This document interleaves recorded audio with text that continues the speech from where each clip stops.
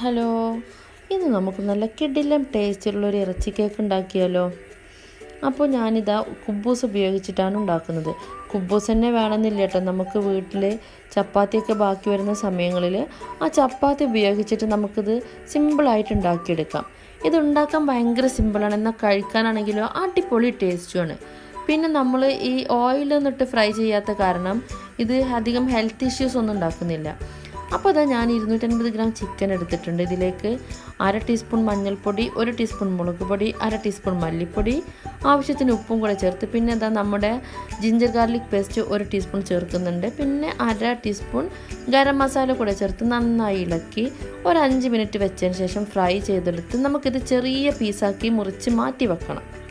ഇനി ഇതപ്പോൾ ഞാനൊരു പാൻ അടുപ്പത്ത് വെച്ച് അത് നന്നായിട്ട് ചൂടായി വരുന്ന ആ സമയത്ത് ഞാനിതിലേക്ക് 3 ടേബിൾ സ്പൂൺ വെളിച്ചെണ്ണ ഒഴിച്ചിട്ടുണ്ട്. പിന്നെ അതാ ഞാൻ ചെറുതാക്കി നുറുക്കി വെച്ചിട്ടുള്ള 3 സവാളയാണിത്. ഇതിലേക്ക് ഞാൻ 2 പച്ചമുളക് കൂടെ ചെറുതാക്കി നുറുക്കിയിട്ടുണ്ട്. ഇത് ചേർത്ത് കൊടുത്ത് വഴറ്റി കൊടുക്കുക. അപ്പോൾ ഉള്ളിയൊക്കെ പെട്ടെന്ന് വഴന്ന് കിട്ടുന്നതിന് വേണ്ടി നമ്മൾ ഉപ്പ് ചേർക്കില്ല. അപ്പോൾ ആവശ്യത്തിനുള്ള ഉപ്പും കൂടെ ചേർത്ത് നന്നായി ഇളക്കി ഒരല്പം വാടി വരുന്ന ആ സമയത്ത് നമുക്കിതിലേക്ക് 1 ടീസ്പൂൺ ജിഞ്ചർ ഗാർലിക് പേസ്റ്റ് കൂടെ ചേർക്കണം. എന്നിട്ട് ഇതൊരു ബ്രൗൺ നിറമാകുന്നത് വരെ നമ്മൾ വഴറ്റിക്കൊണ്ടിരിക്കണം. ഇപ്പോൾ ഉള്ളിയൊക്കെ ബ്രൗൺ നിറമായി മാറിയിട്ടുണ്ട്. ഇനി ഇതിലേക്ക് ഞാൻ 1/2 ടീസ്പൂൺ മഞ്ഞൾപ്പൊടി, 1 ടീസ്പൂൺ മുളക് പൊടി, 1/2 ടീസ്പൂൺ മല്ലിപ്പൊടി കൂടെ ചേർത്തിട്ട് ഈ മസാലയുടെ പച്ച മണം മാറുന്നത് വരെ ഇത് ഇളക്കിക്കൊണ്ടിരിക്കുക.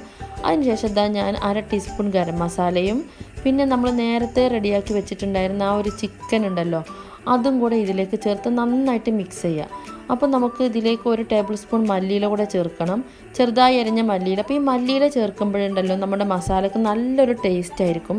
അപ്പോൾ എല്ലാവരും പറ്റുമെങ്കിൽ മല്ലിയില കൂടെ ചേർക്കണം. ഇനി ഇതെല്ലാം കൂടെ നന്നായി മിക്സ് ചെയ്തപ്പോൾ ഞാൻ ഉപ്പ് നോക്കിയപ്പോൾ ഒരല്പം കുറവുണ്ട്. അപ്പോൾ ഞാൻ കുറച്ചുകൂടെ ഉപ്പ് ഇട്ടിട്ടുണ്ട്. 1/2 ടീസ്പൂൺ പെപ്പർ പൗഡറും കൂടെ ഇട്ടിട്ടുണ്ട്.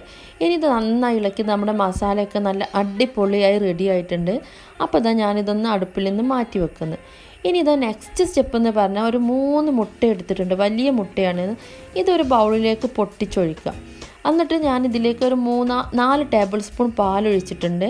1/2 ടീസ്പൂൺ ഗരം മസാലയും 1/2 ടീസ്പൂൺ പെപ്പർ പൗഡർ കൂടെ ചേർത്ത് നന്നായിട്ട് മിക്സ് ചെയ്യുക. ഇനിയിപ്പോൾ നെക്സ്റ്റ് സ്റ്റെപ്പ് എന്ന് പറയുന്നത് നമ്മൾ ഇതിലേക്കുള്ള കുബ്ബൂസിനെ ഒന്ന് റെഡിയാക്കി എടുക്കുക എന്നുള്ളതാണ്. അപ്പോൾ ഈ കുബ്ബൂസ് നമുക്ക് പിന്നെ ഞാനിവിടെ ചെറിയ സൈസിലുള്ളതാണ് എടുത്തിട്ടുള്ളത്, കാരണം എൻ്റെ പാന് ഞാൻ ഉപയോഗിക്കുന്നത് ചെറുതാണ്. അപ്പോൾ നമ്മൾ ഏത് പാത്രമാണോ ഉപയോഗിക്കുന്നത് ആ ഒരു പാത്രത്തിൻ്റെ സൈസിലുള്ള ചപ്പാത്തിയോ അല്ലെങ്കിൽ കുബ്ബൂസോ വേണം നമുക്ക് ഉപയോഗിക്കേണ്ടത്. പിന്നെ ഞാനിവിടെ ഈ കുബ്ബൂസിനെ മുറിച്ച് ഒരു കുബ്ബൂസിന് 2 പീസാക്കുന്നുണ്ട്.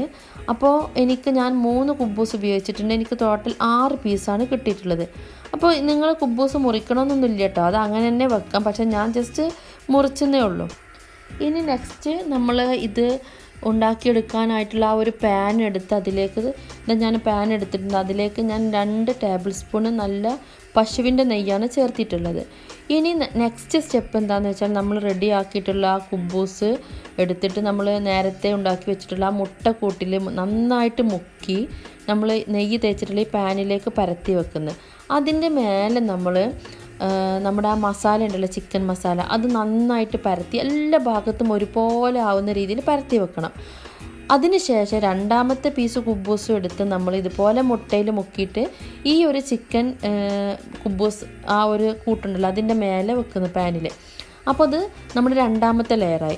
ഇനി 3ാമത്തെ പീസ് എടുത്തും ഇതുപോലെ നമ്മൾ മുട്ടയിൽ മുക്കി നമ്മൾ ഇതിൻ്റെ മേലെ വെച്ച് അതിൻ്റെ മേലെ ചിക്കനും പരത്തുന്നു. അപ്പോൾ ഈ ചിക്കന് പരത്തുമ്പോൾ ശ്രദ്ധിക്കുക, ഒന്നിച്ച് പരത്തരുത്. ഇതെല്ലാ ഭാഗത്തും ഒരുപോലെ വരുന്ന രീതിയിൽ വേണം പരത്താനായിട്ട്.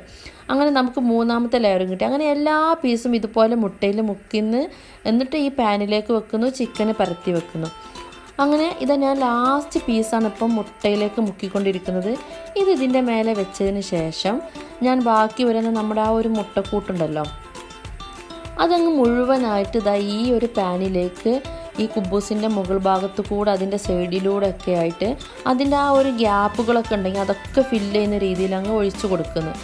എന്നിട്ട് നമുക്കിത് ഗ്യാസിൽ ഒരു സിമ്മിലിട്ടിട്ട് ഒരു 10 മിനിറ്റ് ഒന്ന് ചൂടാക്കി എടുക്കണം. വളരെ ചെറിയ തീയിലായിരിക്കണം. അപ്പോൾ ഞാൻ തുറന്ന് നോക്കിയപ്പോഴുണ്ടല്ലോ ഇത് ഈ ഒരു പരുവത്തിലായിട്ടുണ്ട്. അതിൻ്റെ സൈഡൊക്കെ റെഡിയായി വന്നിട്ടുണ്ട്. അപ്പോൾ ചെറുതായി ഒന്ന് അടർത്തിയതിന് ശേഷം ഞാനൊരു പ്ലേറ്റ് കൊണ്ട് ഈ പാനിൻ്റെ മുകൾ ഭാഗത്ത് വെച്ചതിന് ശേഷം ജസ്റ്റ് ഈ പാനിലേക്ക് ഇതൊന്ന് കമിഴ്ത്തി കൊടുക്കുന്നുണ്ട്. അപ്പോൾ നമുക്കിത് കാണുന്നത് ഇതിൻ്റെ അടിഭാഗമാണ്. ഇനി ഇതിൻ്റെ മുകൾ ഭാഗം വീണ്ടും ഈ പാനിൻ്റെ അടിയിലേക്ക് വരുന്ന രീതിയിൽ രണ്ടാമതൊന്നും കൂടി ഇതിലേക്ക് ഇട്ട് ജസ്റ്റ് ഒരു 5 മിനിറ്റ് ചെറിയ തീയിലൊന്ന് വേവിച്ചെടുക്കണം. അപ്പോൾ ഇതാ എൻ്റെ ഇറച്ചി കേക്ക് റെഡി ആയിട്ടുണ്ട്. ഞാൻ ഇതിനെ പ്ലേറ്റിലേക്ക് മാറ്റിയിട്ടുണ്ട്. അപ്പോൾ ഇത് നല്ല സോഫ്റ്റ് ആയിട്ടുള്ള നല്ലൊരു ഇറച്ചി കേക്കായി മാറിയിട്ടുണ്ട്. ഇതിൻ്റെ എല്ലാ വശവും ഒരുപോലെ വെന്തിട്ടുണ്ട്, അതുപോലെ ഒരുപോലെ റെഡി ആയിട്ടുണ്ട്, നല്ലൊരു കേക്കായി മാറിയിട്ടുണ്ട്. അപ്പോൾ നമുക്കിതൊന്ന് മുറിച്ച് നോക്കിയാലോ. അപ്പോൾ ഇതാ ഞാനിത് മുറിക്കാൻ പോവുകയാണ്. ഇനി ഇത് മുറിച്ച ഈ ഒരു പീസ് എൻ്റെ ഉൾഭാഗം നോക്കിയാൽ മനസ്സിലാവും ഇതെങ്ങനെയാണ് അടിപൊളിയായിട്ട് വന്നിട്ടുള്ളതെന്ന്. അപ്പോൾ അതാ ഈ നോക്ക് നിങ്ങൾക്ക് കാണാൻ പറ്റും. ഇത് ഒരുപാട് ലെയറുകളായിട്ട് വന്നിട്ടുണ്ട്. നല്ല ലെയറുകളോട് കൂടി നല്ല ഫിനിഷിങ്ങോട് കൂടിയിട്ടുള്ളൊരു കേക്കായി മാറിയിട്ടുണ്ട്. അപ്പോൾ ഈ കുബൂസ് ഉപയോഗിച്ചിട്ട് ഇറച്ചി കേക്ക് ഉണ്ടാക്കുന്ന ഈ ഒരു വീഡിയോ നിങ്ങൾക്ക് എല്ലാവർക്കും ഇഷ്ടപ്പെട്ടു എന്ന് വിചാരിക്കുന്നു. എല്ലാവരും ഇത് ട്രൈ ചെയ്ത് നോക്കണേ, മറക്കരുത്. എന്നിട്ട് ഫീഡ്ബാക്ക് എന്നെ അറിയിക്കണം. അപ്പോൾ മറ്റൊരു വീഡിയോയുമായി വീണ്ടും കാണാം. Thank you.